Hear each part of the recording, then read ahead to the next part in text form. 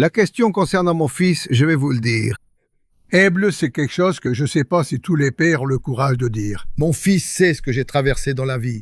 Il le sait, il l'a vécu. Il a vu sa mère mourir à cause de l'opération Lavajato, parce qu'il n'est pas facile pour une mère de supporter ce que son mari a enduré. Et mon fils sait qu'il ne peut rien faire de mal. Il jure sur tout ce qu'il y a de sacré qu'il n'a rien fait. Et je le crois, mais j'ai déjà dit aux avocats, personne ne va demander la clôture, vous savez, du dossier de mon fils. Vous voulez faire une enquête? Faites la vidéo. Non, vous ne pouvez pas le faire. Qu'il fasse l'objet d'une enquête, il n'y a aucun problème. Je veux juste qu'il fasse ce que j'ai fait. Je suis resté 6 ans, qu'est-ce que j'ai pas compris en prison? J'en suis sorti la tête encore plus haute que quand j'y suis entré.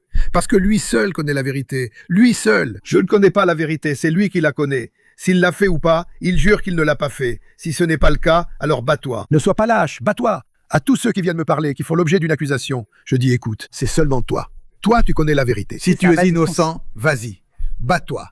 Si tu es coupable, contacte l'avocat. C'est comme ça que je fais, ma chère. C'est comme ça que je fais. Alors je suis très tranquille. Très, mais vraiment très tranquille. Ce que je t'ai dit au début de cette interview, c'est ceci. Je me sens au moment le plus épanoui de mon passage sur Terre.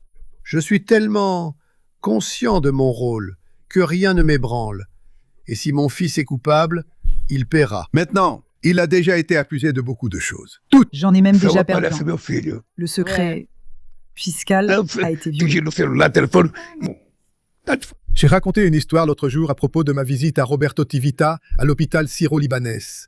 Quand Roberto Tivita a mis le visage de mon fils en couverture de Veja, tu sais, lors des élections de 2006, et Roberto Tivita a été obligé de parler parce que Marisa n'a pas voulu entrer. Il a dit oui, votre épouse ne veut pas entrer. Parce que j'ai raconté beaucoup de mensonges à propos de votre fils et je n'ai pas pu le prouver. Fais comme ça. Il a dit ça devant moi, devant le docteur Khalil et devant la directrice de Khalil. J'ai dit, docteur Roberto, je ne suis pas venu ici pour discuter de mon fils. Je suis venu ici pour savoir comment va votre santé, pour vous voir, et c'est tout.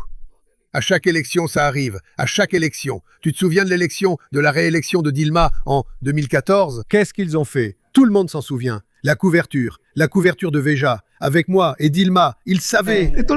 Vous êtes déjà habitué à ça? Sans pression. Et la seule chose que j'ai pour les affronter, c'est mon innocence, mon intégrité et ma fierté.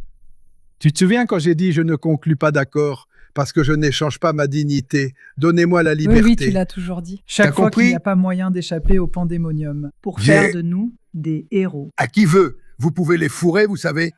500 millions d'entre eux, tous les uns dans les autres, d'une extrême, ça n'atteindra jamais 10% de mon honnêteté.